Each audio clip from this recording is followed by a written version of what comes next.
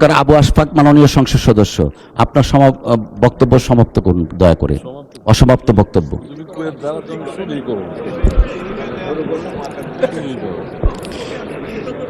বিসমিল্লাহির রহমানির রহিম।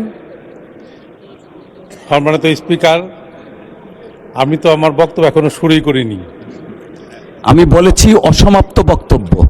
আপনাকে অসংখ্য ধন্যবাদ। আপনি স্পিকার, ডেপুটি স্পিকার নির্বাচিত হয়ে আসছি স্পিকারের দায়িত্ব পালন করার জন্য। আমি প্রথমেই পরম করুণাময় আল্লাহর কাছে শুকরিয়া আদায় করি, মহান সংসদে আমি জীবনে প্রথম এবারই আসার সুযোগ পেয়েছি। আমি কৃতজ্ঞতা প্রকাশ করি আমাদের দলের চেয়ারপারসন এসপিএম জনাব তারেক রহমানের প্রতি, যিনি আমাকে মনোনয়ন দিয়েছেন বলেই আমি আজকে এখানে আসার সুযোগ পেয়েছি। আমি কৃতজ্ঞতা প্রকাশ করি আমার দোহার-নবগঞ্জবাসীর উপর, যারা তাদের পবিত্র ভোটটা দিয়ে আমাকে এখানে আসার সুযোগ করে দিয়েছেন। মহামান্য রাষ্ট্রপতির যে বক্তব্য দিয়েছেন, সে বক্তব্যটা আমরা খুব এনজয় করেছি। আমাদের বন্ধুবর বিরোধী দল যদি সে বক্তব্যটা শুনতেন, তারাও কিন্তু বক্তব্যটাকে এনজয় করতে পারতেন। যাই হোক,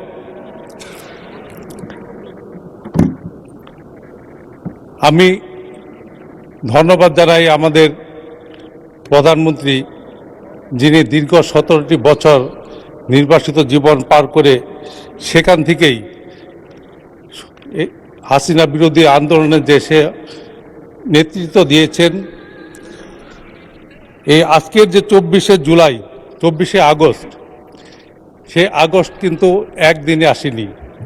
সে আগস্ট এসেছে 17 বছর আগে থেকে, যে দেশটা জনাব তারেক রহমানের নেতৃত্বে যে আন্দোলন শুরু হয়েছিল, তার পরিসমাপ্তি 24শে আগস্ট, 5ই আগস্ট। তিনি এই দেশের মাটিতে পা দিয়েই, যে মাটিতে তিনি 17 বছর পা রাখতে পারেননি, সেই এয়ারপোর্টে নেমে বিদেশের মাটিতে পা রেখেছেন।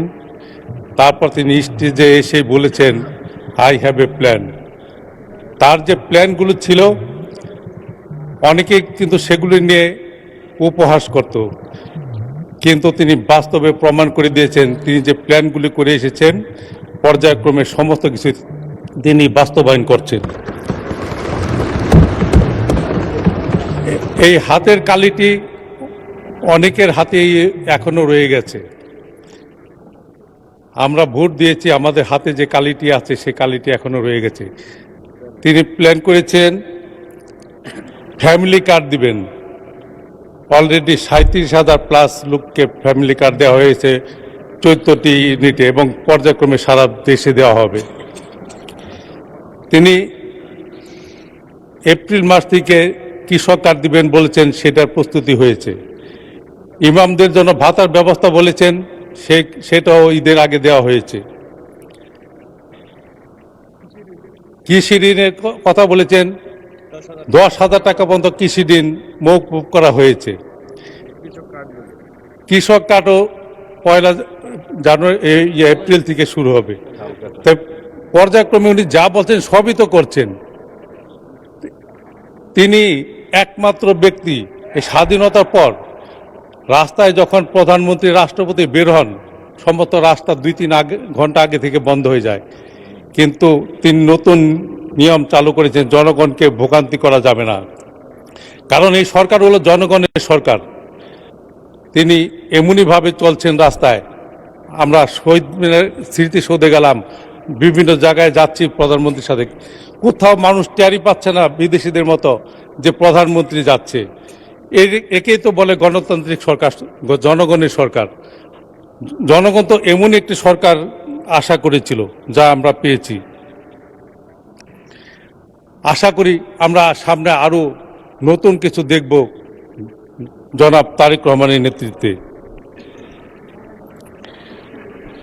আমার নির্বাচনী এলাকা দোহার-নবগঞ্জ। নবগঞ্জ হলো ঢাকা থেকে 35 কিলোমিটার দূরত্বে, দোহার হলো 40 কিলোমিটার দূরত্বে। এখনও কিন্তু ঢাকার এত কাছে থেকেও আমরা মনে হয় বাতির নিচে অন্ধকার।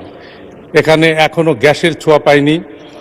একটি মাত্র নদী, ইছামতি নদী, সেটা এখন শুকিয়ে গেছে। বর্ষার সময় কচুরি পানার দুর্গন্ধ বের হয়। রাস্তাঘাটগুলো পর্যাপ্ত নয়। মানে গত 17 বছরে কিন্তু সেখানে কোনো উন্নয়নমূলক কর্মকাণ্ডগুলি হয়নি। সেখানে যিনি এমপি ছিলেন, আপনারা জানেন, দরবেশ বাবাজি, যিনি এই দেশ থেকে হাজার হাজার কোটি টাকা লুট করে বিদেশে পাঠাইছে, অথচ নিজের এলাকার কোনো উন্নয়নই তিনি করেননি। এই এলাকার যে উন্নয়নগুলো করা দরকার, সেই উন্নয়নগুলি করার জন্য বিভিন্ন সেক্টরে যারা মন্ত্রী মহোদয়রা যারা আছেন, তাদের সকলের সহযোগিতা কামনা করছি। সেখানে উন্নত মানের কোনো শিক্ষা প্রতিষ্ঠান নাই। শিক্ষামন্ত্রী সাহেব এখানে আছেন, তার কাছে আমি আবেদন করব, দুহানগঞ্জ ঢাকার এত কাছে, সেখানে যেন একটি ভালো মানসম্মত শিক্ষা প্রতিষ্ঠান সহ একটি বিশ্ববিদ্যালয় তৈরি করে দেওয়া হয়। এখানে স্বাস্থ্যমন্ত্রী সাহেব আছেন।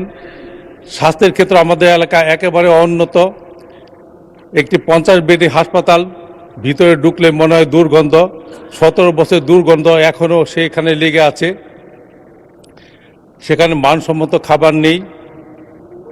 এই সমস্ত এখানে আধুনিক হাসপাতাল সহ একটি মেডিকেল কলেজ করা দরকার। আমি মাননীয় স্বাস্থ্যমন্ত্রীর কাছে আবেদন জানাবো। এখানে পানি উন্নয়ন মন্ত্রী আছেন। আমাদের ইছামতি নদীটি খনন করে পদ্মা নদীর মধ্যে যে বাঁধ দেওয়ার কথা ছিল, সে বাঁধ অল্প পরিমাণ দিয়ে আমাদের দরবেশ বাবাজি তার একটি বাংলো বানাচ্ছে, একটা বিলাসবহুল একটি বাংলো বানিয়েছে সরকারি টাকা দিয়ে পদ্মা নদী ভরাট করে। সেই পদ্মা নদীকে অবমুক্ত করে সেই বিলাসিতার সেই বাংলো ভেঙে জনগণের যে ন্যায্য দাবি, জনগণের সেই জায়গা সেটা ভরাট করে এবং এই পদ্মার দুই পাশে বাদ দিয়ে ওই এলাকার জনগণকে তাদের ভাঙনের হাত থেকে রক্ষা করার দাবি জানাচ্ছি। সেখানে বিদ্যুৎও পর্যাপ্ত নেই। রুস্টের যে মন্ত্রী মহোদয় আছেন, তার কাছে অনুরোধ করব যে একটি মাত্র রুট আছে, জেটকেটি রুট যেখানে বলে, জিঞ্জিরা ক্যানগঞ্জ দুহানগঞ্জ রুট, যেটা শ্রীনগর দিয়ে যে পৌঁছেছে, সেখানে ঢাকা থেকে সেখানে আমাদের এলাকায় যেতে 2 ঘন্টা 2.5 ঘন্টা লেগে যায়, জামজট পড়ে যায়। সেই রুটটাকে যেন 4 লেনের একটি রুট করা হয়। এবং যদিও টাকার স্বল্পতা, তারপরও আমার দাবি থাকবে যে ফ্লাইওভারটি গুলিস্তান পর্যন্ত গিয়েছে, সেটা তার একটি ব্রাঞ্চ যদি দুহারে অথবা নবাবগঞ্জে নামাই দেওয়া হয়, তাহলে আমরা আধা ঘন্টার মধ্যে ঢাকা চলে আসতে পারবো, অথবা ঢাকা থেকে আমাদের এলাকায় চলে যেতে পারবো। তবে একটি জিনিস বলা বাহুল্য যে